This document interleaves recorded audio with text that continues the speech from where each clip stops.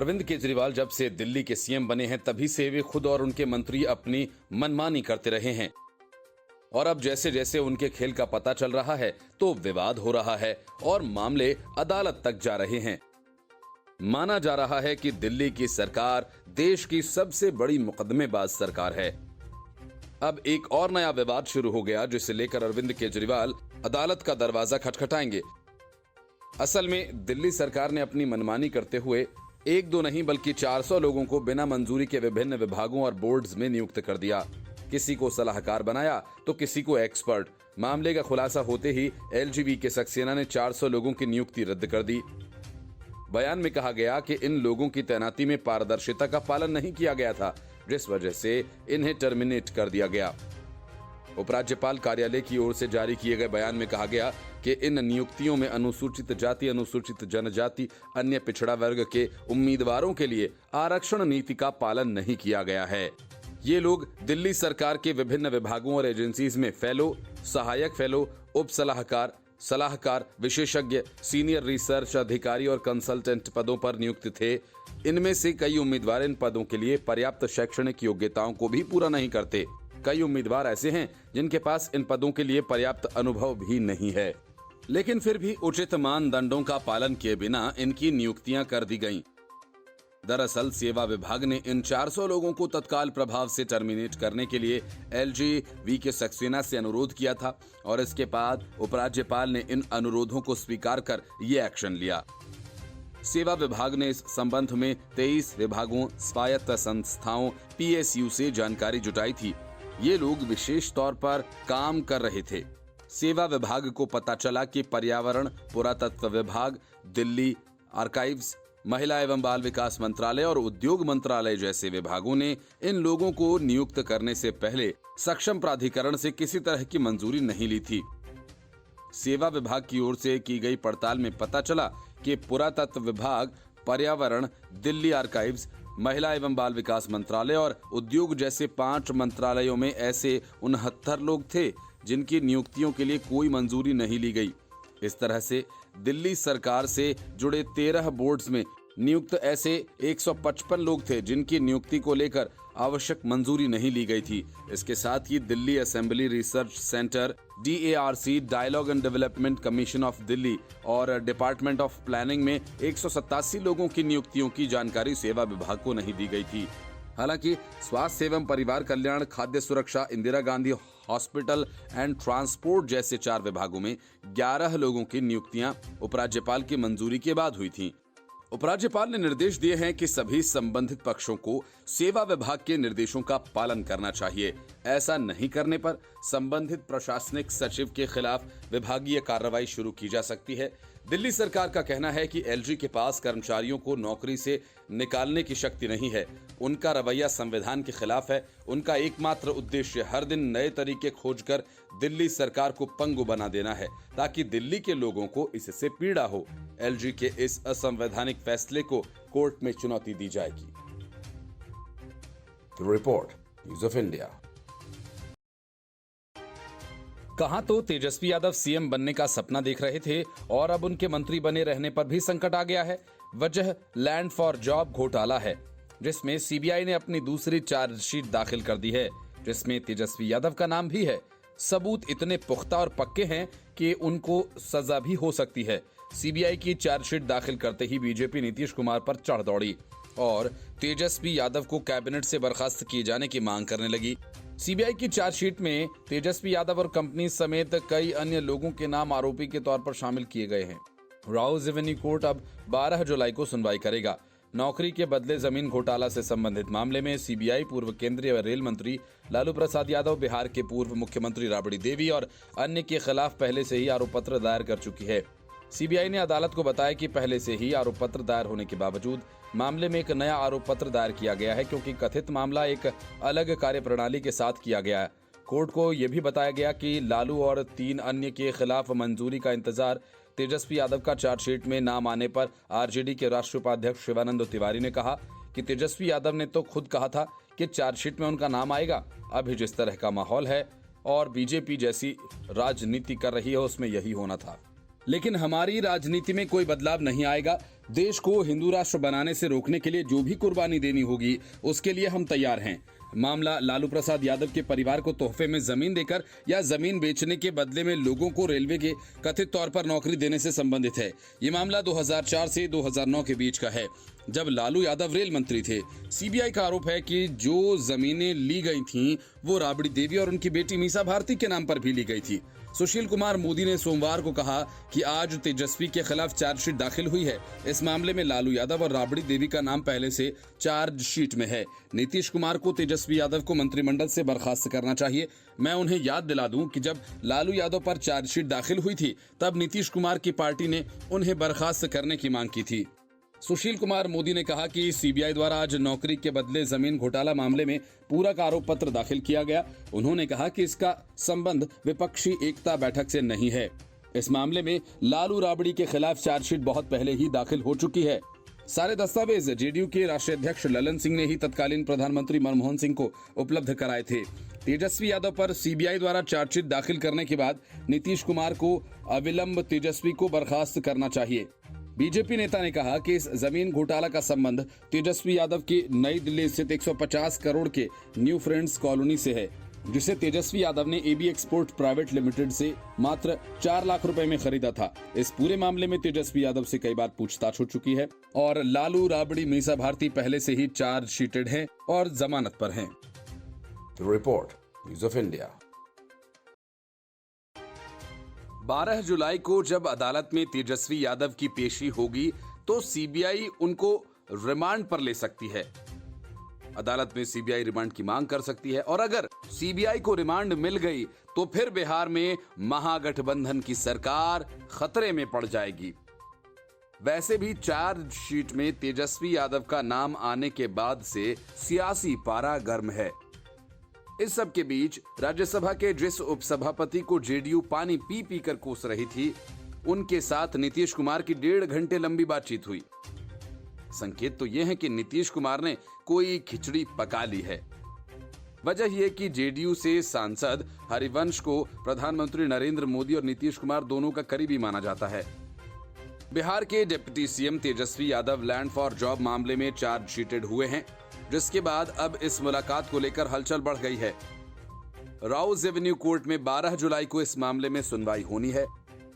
आरोप पत्र में बिहार के डिप्टी सीएम तेजस्वी यादव का नाम आरोपी के तौर पर शामिल है। इस मामले में सीबीआई पूर्व केंद्रीय रेल मंत्री लालू प्रसाद यादव, राबड़ी देवी, कई अन्य के खिलाफ पहले ही आरोप पत्र दायर कर चुकी है। ऐसे में नीतीश और हरिवंश की हुई मुलाकात को अलग नजरिए से देखा जा रहा है। सवाल ये उठ रहा है कि नीतीश कुमार और हरिवंश की मुलाकात सिर्फ औपचारिक है या कुछ और। कुछ दिन पहले ही सीएम नीतीश कुमार ने अपने विधायकों, विधान पार्षदों और सांसदों से 1-to-1 मुलाकात की थी। ऐसे में हो सकता है कि ये मुलाकात भी इसी कड़ी का हिस्सा हो।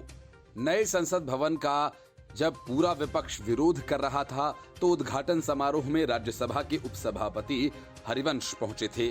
उनके जाने पर जेडीयू ने कड़ा रुख भी जताया था। इसके बाद अब हरिवंश और सीएम नीतीश कुमार की ये पहली मुलाकात है।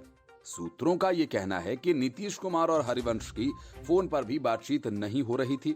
आरजेडी के प्रवक्ता शक्ति यादव ने कहा कि हरिवंश जनता दल यूनाइटेड के सांसद हैं, नीतीश कुमार बिहार के मुख्यमंत्री हैं, वो दोनों मिलते हैं तो ये तो उनकी पार्टी का अंदरूनी मामला है। आगे इस सवाल पर कि कहीं दिल्ली से दूत बनकर तो हरिवंश नहीं पहुंचे थे, महागठबंधन पर तलवार तो नहीं लटक रही। इस पर शक्ति यादव ने कहा कि भारतीय जनता पार्टी विपक्षी एकता को लेकर घबराहट में है। Report news of India. Arvind Kejriwal ने 3 साल में अपने प्रचार में दिल्ली के 1106 करोड़ रुपए खर्च कर डाले। 172 करोड़ रुपए अपने बंगले को बनवाने पर उड़ा डाले, लेकिन आरआरटीएस प्रोजेक्ट को देने के लिए उनके पास फंड नहीं है। एमसीडी का चुनाव कूड़े के पहाड़ पर खत्म करने के नाम पर जीता, लेकिन कूड़े के पहाड़ को खत्म करने के लिए दिल्ली का कूड़ा उत्तर प्रदेश में फेंकवाना शुरू कर दिया। जब 8 ट्रक पकड़े गए तब केजरीवाल की पोल खुली। आरआरटीएस परियोजना के निर्माण के लिए धन देने में असमर्थता जताने को लेकर दिल्ली सरकार को फटकार लगाए जाने और आबकारी नीति घोटाला मामले में दिल्ली हाईकोर्ट की ओर से मनीष सिसोदिया को जमानत देने से इनकार करने के बाद बीजेपी ने अपने रडार पर अरविंद केजरीवाल को लिया। गौरव भाटिया ने केजरीवाल को गैर कानूनी कामों का पर्याय बताया और दावा किया कि जनता का हित उनकी प्राथमिकता नहीं है। उन्होंने ये भी कहा कि जैसे जैसे आबकारी नीति घोटाला मामले के तार जुड़ रहे हैं, वैसे वैसे केजरीवाल को जेल जाने की चिंता सताने लगी है। शराब घोटाला मामले में मनीष सिसोदिया को जमानत देने से कोर्ट के इनकार को भाजपा प्रवक्ता ने दिल्ली सरकार के मुंह पर करारा तमाचा बताया और कहा कि क्यों न ये माना जाए कि इस मामले में भ्रष्टाचार अरविंद केजरीवाल ने ही कराया है। सिसोदिया को ताजा झटका देते हुए अदालत ने दिल्ली सरकार की आबकारी नीति में कथित अनियमितताओं से जुड़े धन शोधन के एक मामले में उन्हें जमानत देने से इनकार कर दिया और कहा कि उनके खिलाफ आरोप बहुत गंभीर प्रकृति के हैं। भाटिया ने कहा कि केजरीवाल ही शराब घोटाला के किंगपिन हैं। वह चिंतित हैं कहीं मैं भी अंदर न चला जाऊं। जैसे जैसे तार जुड़ रहे हैं, वैसे वैसे हथकड़ी केजरीवाल के पास आ रही है। भाजपा प्रवक्ता ने चुनौती देते हुए कहा कि केजरीवाल को उनके द्वारा उठाए गए प्रश्नों का जवाब देना चाहिए। उन्होंने कहा कि आज केजरीवाल गैर कानूनी कार्यों के पर्याय बन गए हैं। संविधान और कानून पढ़ने के लिए उनके पास समय नहीं है। उन्हें शराब ठेकेदारों, आंतरिक साज सज्जा करने वालों और महंगी गाड़ियों के डीलर्स के साथ बैठना अच्छा लगता है। जनता का हित देखना केजरीवाल की प्राथमिकता नहीं है। सुप्रीम कोर्ट ने आरआरटीएस परियोजना के निर्माण के लिए धन देने में असमर्थता जताने को लेकर दिल्ली सरकार को फटकार लगाते हुए उससे पिछले 3 वित्तीय वर्षों में विज्ञापनों पर खर्च किए गए धन का ब्यौरा देने का निर्देश दिया था। Semi high speed rail corridor Delhi को मेरठ से जोड़ेगा और 82.15 किलोमीटर लंबे रेल मार्ग के निर्माण की अनुमानित लागत 31,632 करोड़ रुपए है। 24 station semi high speed rail corridor Delhi को मेरठ से जोड़ेगा। 24 स्टेशन वाले इस कॉरिडोर के जरिए दिल्ली के सराय काले खां से मेरठ के मोदीपुरम तक दूरी 60 मिनट में तय की जा सकेगी। शीर्ष अदालत ने मार्च 2019 के अपने आदेश में कहा था कि दिल्ली मेरठ आरआरटीएस कॉरिडोर परियोजना के लिए भारत सरकार का योगदान 5,687 करोड़ रुपए है, उत्तर प्रदेश का 5,828 करोड़ रुपए है और दिल्ली का 1,138 करोड़ रुपए। भाटिया ने कहा कि जनता को सहूलियत हो, ये केजरीवाल को मंजूर नहीं। Report news of India.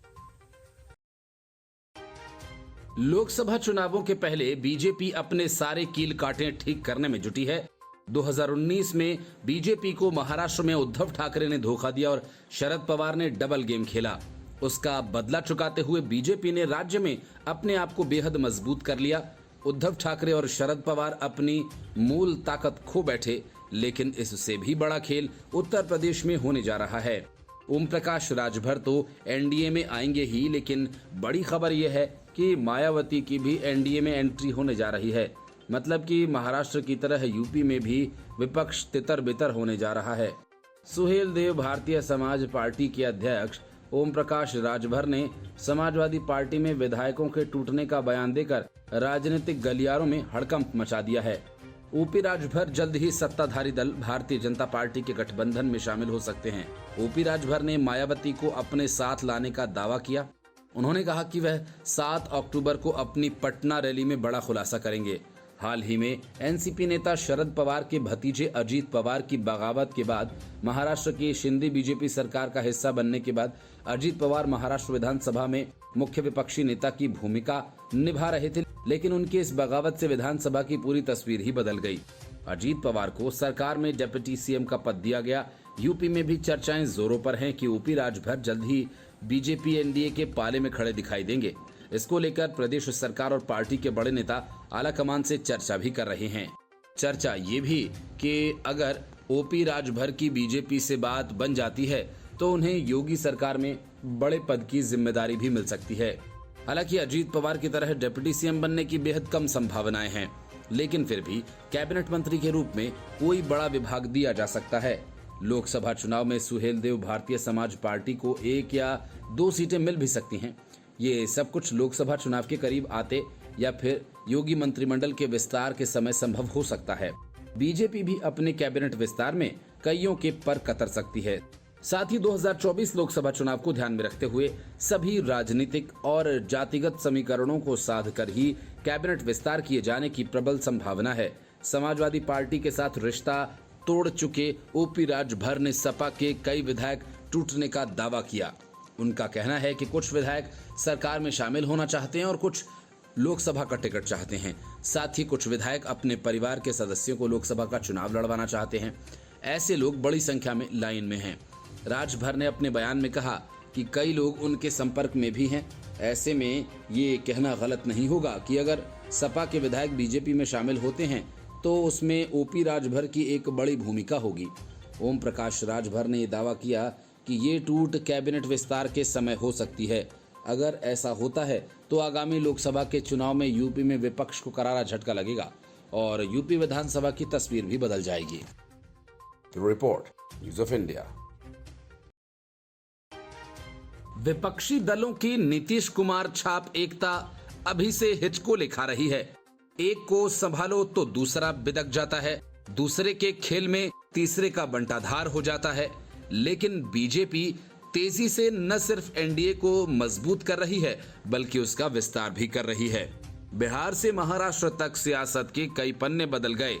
Jitan Ram Manjhi से लेकर उपेंद्र कुशवाहा तक, चिराग पासवान से मुकेश साहनी तक और महाराष्ट्र में अजीत पवार को साध कर बीजेपी ने विपक्ष को तगड़ा झटका दे दिया। अब बीजेपी ने अपना मिशन कर्नाटक शुरू कर दिया है। पूर्व सीएम बीएस येदियुरप्पा की टिप्पणी से भी इस बात के संकेत मिल रहे हैं। कर्नाटक में लोकसभा चुनाव के लिए जेडीएस और भाजपा साथ आ सकते हैं। विधानसभा चुनाव में दोनों दलों ने अलग अलग चुनाव लड़ा था, जिसमें कांग्रेस की जीत हुई और भाजपा दूसरे नंबर पर रही। वहीं जेडीएस ने अब तक का सबसे बुरा प्रदर्शन किया। इसलिए ये दोनों की मजबूरी भी है कि वे राज्य में साथ मिलकर चुनाव लड़ें ताकि कांग्रेस को चुनौती दी जा सके। इसके अलावा मोदी ब्रांड की वजह से जेडीएस को भी उम्मीद है कि वह भाजपा के साथ लड़कर लोकसभा में कुछ अच्छा कर सकती है। जेडीएस नेता एचडी कुमारस्वामी ने कहा कि मैं किसी का नाम नहीं लेना चाहता, लेकिन कुछ भी संभव है। इसमें ज्यादा वक्त नहीं लगेगा। संभव है कि इस साल के अंत तक कुछ हो या फिर लोकसभा चुनाव के बाद हो। उसके लिए हमें इंतजार करना होगा। इसके जवाब में बीएस येदियुरप्पा ने कहा कि कुमारस्वामी ने जो भी कहा वह पूरी तरह से सही है। मैं उनकी बात का समर्थन करता हूं। कुमारस्वामी और हम साथ मिलकर चुनाव लड़ सकते हैं। कर्नाटक में पहले भी भाजपा और जेडीएस गठबंधन रह चुका है। इस बीच यूपी, पंजाब और आंध्र प्रदेश को लेकर भी अटकलें तेज हैं। भाजपा उत्तर प्रदेश में जयंत चौधरी को साथ लेने की कोशिश में है। इसके अलावा आंध्र में उसका टीडीपी के साथ गठबंधन हो सकता है। एनडीए का लंबे समय तक हिस्सा रहे अकाली दल की एक बार फिर से भाजपा से दोस्ती हो सकती है। दोनों दलों ने इसके संकेत दिए हैं। इस तरह चुनाव से पहले भाजपा पूरे देश में एनडीए के विस्तार में जुटी है। Bureau report news of India. विपक्ष की करीब करीब हर पार्टी आंतरिक कलह में फंसी है, लेकिन अब तक इन सबसे बची हुई आम आदमी पार्टी को भी ये रोग लग गया है। खटपट कोई छोटे स्तर पर नहीं बल्कि अरविंद केजरीवाल और भगवंत मान के बीच है। अब तक अरविंद केजरीवाल के पीछे पीछे घंटी की तरह डोलने वाले अरविंद केजरीवाल के सिपहसालार और केजरीवाल को मुफ्त की हवाई यात्रा मिल सके, इसके लिए पंजाब सरकार का विमान लेकर सदैव हाजिर रहने वाले भगवंत मान ने अब आंखें दिखाना शुरू कर दिया है। दोनों नेताओं के बीच समान नागरिक संहिता को लेकर पेंच फंसा हुआ है। आम आदमी पार्टी के नेता संदीप पाठक ने हाल ही में समान नागरिक संहिता का समर्थन किया था। संदीप पाठक की बातों को अरविंद केजरीवाल का फैसला माना जाता है, लेकिन यूसीसी पर समर्थन की बात भगवंत मान को खटक गई। बात अंदर खाने से बाहर आ गई। भगवंत मान खुलकर यूसीसी के खिलाफ खड़े हो गए। उन्होंने कहा कि आम आदमी पार्टी एक सेक्युलर पार्टी है और वोट के लिए किसी बंटवारे वाली रणनीति का समर्थन नहीं करेगी। 28 जून को आप नेता संदीप पाठक ने कहा था कि उनकी पार्टी यूसीसी पर सैद्धांतिक रूप से सहमत है, लेकिन भगवंत मान ने इसे बीजेपी का एजेंडा करार दिया। चंडीगढ़ में मान ने कहा कि हमारा देश एक गुलदस्ते की तरह है, इसमें सभी रंग के फूल हैं, यहाँ पर सभी धर्मों और उनकी मान्यताओं का सम्मान किया जाना चाहिए। उन्होंने भाजपा पर सवाल उठाते हुए कहा कि आखिर इतने संवेदनशील विषय को ये लोग क्यों छेड़ते रहते हैं। मान ने कहा कि उन्हें संविधान का पालन करना चाहिए, जिसमें कहा गया है कि अगर सभी लोग सामाजिक रूप से एक हैं तो यूसीसी लागू हो सकता है। पंजाब के मुख्यमंत्री ने कहा कि ये चुनाव के दौरान लोगों को बांटने का भाजपा का एजेंडा है। आम आदमी पार्टी एक सेक्युलर पार्टी है और वह ऐसे किसी भी एजेंडे का समर्थन नहीं करती। पंजाब के मुख्यमंत्री ने अपने बयान में कांग्रेस से केंद्र सरकार के अध्यादेश के खिलाफ समर्थन की भी गुहार लगाई। उन्होंने कहा कि आप एक राष्ट्रीय पार्टी है, 2024 में हमें देश को बचाना है। अगर ये लोग संविधान बदल देते तो फिर देश का क्या।